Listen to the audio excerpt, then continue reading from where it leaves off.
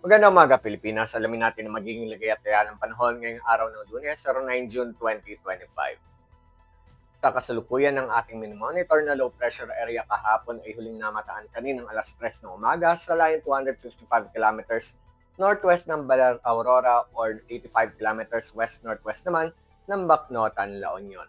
Inaasahan pa rin o may posibilidad pa rin itong ating low pressure area na maging isang ganap na bagyo bukas o sa mga susunod na araw at naasahan na lalabas naman ito ng ating Philippine Area of Responsibility.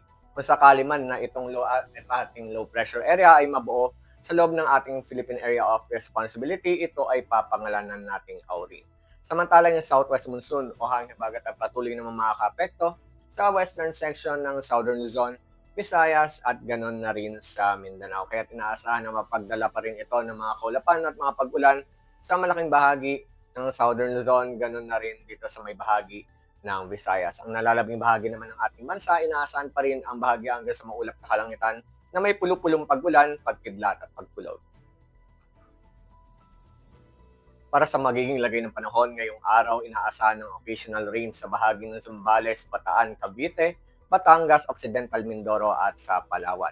Samantalang maulap na kalangitan na may kalat-kalat ng pag-ulan, pagkidlat at pagkulog naman ang aasahan ng Ilocos Region, Abra, Benguet, Metro Manila, ganoon na rin sa nalalabing bahagi ng Mimaropa at nalalabing bahagi ng Calabarzon at Central Luzon. Samantala, ang nalalabing bahagi naman ng Luzon, inaasahan ang bahagi hanggang sa maulap na kalangitan na may pulupulong pag-ulan, pagkidlat at pagkulog.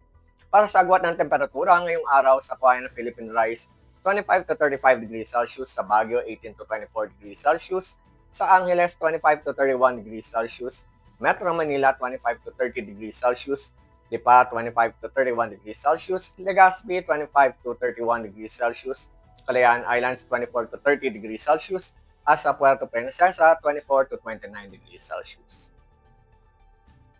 Ang buong Visayas, asahan pa rin natin ang maulap na kalangitan na may kalat-kalat na pag-ulan, pagkidlat at pagkulog. Samantala, ang buong Mindanao, inaasahan na ang bahagya hanggang sa maulap na kalangitan na may pulupulong pag-ulan, pagkidlat at pagkulog. Para sa agwat ng temperatura ngayong araw sa Iloilo, 24 to 31 degrees Celsius, Mactan 25 to 31 degrees Celsius, Tacloban 26 to 32 degrees Celsius, Zamboanga 24 to 33 degrees Celsius, Cagayan de Oro 25 to 32 degrees Celsius at sa Davao 25 to 33 degrees Celsius. Para naman sa mga susunod na araw sa mga piling lugar dito sa ating bansa, dito sa Metro Manila, Cavite, Angeles, at Lipa, asahan pa rin natin magmula Martes hanggang Huwebes ang maulap na kalangitan na may kalat-kalat na pag-ulan, pagkidlat at pagkulog. Para naman sa Kalayaan Islands at Puerto Princesa, bukas at sa Miyerkules inaasahan ang monsoon rain, samantala sa Huwebes naman asahan natin ang maulap na kalangitan na may kalat-kalat na pag-ulan, pagkidlat at pagkulog.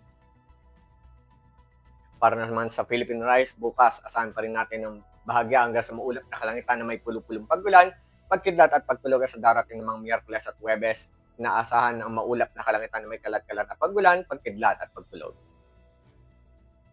Para naman sa Lapu-Lapu, bukas at sa Miyerkules, asahan pa rin natin ang maulap na kalangitan na may kalat-kalat pag-ulan, pagkidlat at pagkulog sa darating ng mga Huwebes. Asahan natin ang bahagya hanggang sa maulap na kalangitan na may pulupulong pag-ulan, pagkidlat at pagkulog. Para naman sa Davao at Zamboanga, sa mga susunod na araw, patuloy na tayong magkakaroon ng bahagya hanggang sa maulap na kalangitan na may pulupulong pag-ulan, pagkidlat at pagkulog.